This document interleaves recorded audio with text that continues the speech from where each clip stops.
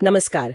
आज हम एक काफी अहम रेलवे प्रोजेक्ट पर बात करने वाले हैं, जालना जड़गांव नई लाइन जी। और खास तौर पर इसके लिए जो जमीन ली जा रही है, मतलब भूमि अधिग्रहण, उसका तरीका थोड़ा अलग है इस बार। बिल्कुल। हमारे पास एक लेख है 4 जुलाई 2025 का जो इसी बारे में है।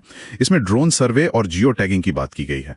हाँ, तो आज हम यही समझेंगे कि ये पूरी परियोजना क्या है, 174 किलोमीटर की लाइन, और ये नई तकनीक कैसे काम कर रही है और क्यों ये अहम है ये भी देखेंगे। सबसे दिलचस्प बात तो ये है जो लेख में बताई गई है कि प्रशासन ने पहली बार अधिग्रहण की प्रक्रिया शुरू करने से पहले ही ड्रोन सर्वे और गूगल अर्थ जियो टैगिंग कर ली। हाँ, ये वाकई में एक नया कदम है। तो चलिए इसी को थोड़ा और समझते हैं।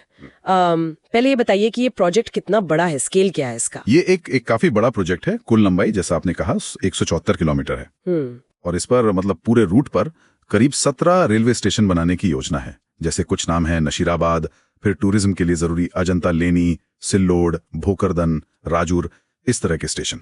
अच्छा, 17 स्टेशन। और इंफ्रास्ट्रक्चर के लिहाज से पुल वगैरह? हाँ, उसमें भी काफी काम है। करीब 130 छोटे पुल हैं। 130 जी। और नदियों पर 3 बड़े पुल भी हैं। साथ ही 3 सुरंगें भी बननी हैं इस रूट पर। तो जाहिर है इतनी सब चीजों के लिए जमीन तो काफी चाहिए होगी।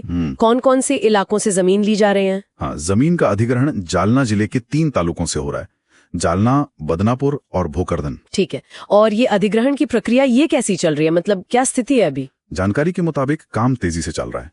प्रशासन का लक्ष्य है कि सितंबर 2025 तक ये जो जमीन की मापतौल है, मतलब पैमाइश, वो पूरी कर ली जाए। अच्छा, सितंबर तक। जी। और कितनी जमीन है लगभग, कोई अंदाजा? हाँ, अनुमान है। जैसे भोकरदन तालुका से करीब 189 हेक्टेयर, बदनापुर तालुका से लगभग 137 हेक्टेयर और जालना तालुका से थोड़ी कम करीब 0.82 हेक्टेयर जमीन ली जानी है। ठीक है। अब आते हैं इस ड्रोन वाली बात पर।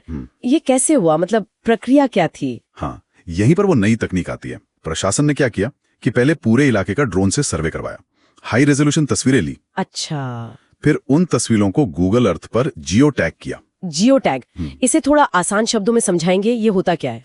हाँ बिल्कुल, यूं समझिए कि ड्रोन ने जो तस्वीरें खींची उनमें जो भी चीजें दिख रही थी, मान लीजिए किसी किसान के खेत में फलों का बाग है, या कोई कुआं है, कोई बोरवेल है, या कोई छोटा मोटा घर बना हुआ है, उन सब की लोकेशन मतलब एकदम सटीक अक्षांश देशांतर डिजिटल नक्शे पर मार्क कर दी गई। तो प्रशासन के पास पहले से ही एक पूरा डिजिटल रिकॉर्ड तैयार हो गया कि किस जगह पर क्या संपत्ति मौजूद है। अच्छा, तो ये पारंपरिक तरीके से कैसे अलग है? पहले क्या दिक्कत आती थी? देखिए, पहले क्या होता था कि अधिकारी मौके पर जाते थे, मैनुअली नापते थे, लिखते थे। इसमें एक तो समय बहुत लगता था। हाँ, वो तो है। दूसरा, कई बार किसानों को शिकायत रहती थी कि अरे हमारी ये चीज तो गिनी ही नहीं, या इसका साइज गलत लिख दिया। इससे फिर विवाद होते थे, मुआवजे में देरी होती थी। अच्छा, तो मतलब ड्रोन से सब कुछ पहले ही साफ हो गया? बिल्कुल। ड्रोन की तस्वीरों और जियो टैगिंग से प्रशासन को बिना किसी खास मानवीय चूक की गुंजाइश के एकदम शुरू में ही पता चल गया कि किस जमीन पे क्या है। वो सारा डेटा उनके पास है। तो अब जब मुआवजे की बात आएगी तो वो डेटा सामने होगा। यानी पारदर्शिता बढ़ गई और शायद रफ्तार भी। हाँ, यही 2 बड़े फायदे हैं। उम्मीद है कि इससे मुआवजा तय करने की प्रक्रिया न सिर्फ तेज होगी बल्कि ज्यादा पारदर्शी भी होगी। किसानों को भी पता रहेगा कि उनकी कौन सी संपत्ति रिकॉर्ड पर ली गई है। ये तो काफी महत्वपूर्ण बदलाव है। तो ये प्रक्रिया अभी कहाँ तक पहुंची है? कुछ गांव में काम पूरा हुआ है? जी, लेख के अनुसार बदनापुर तालुका में कुछ गांव हैं, जैसे दावड़वाड़ी, खादगांव और नजीक पांगरी। यहाँ जमीन की माप पूरी हो गई है। अच्छा। और मांडवा गांव में अभी काम चल रहा है। और अधिकारी क्या कह रहे हैं इस बारे में? प्रशासन का क्या नजरिया है? जो भूमि अधिग्रहण अधिकारी हैं, सविता सुत्रावे, उन्होंने भी यही कहा है।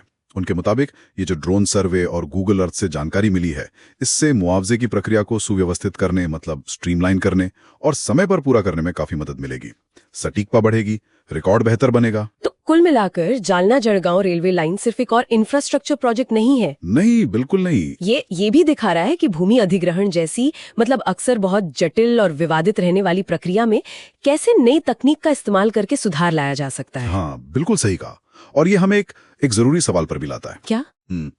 सोचने वाली बात है। और क्या ये तकनीक वाकई में विकास की जरूरतों और जमीन मालिकों के अधिकारों के बीच एक बेहतर संतुलन बनाने में मदद कर सकती है? ये देखना वाकई दिलचस्प होगा।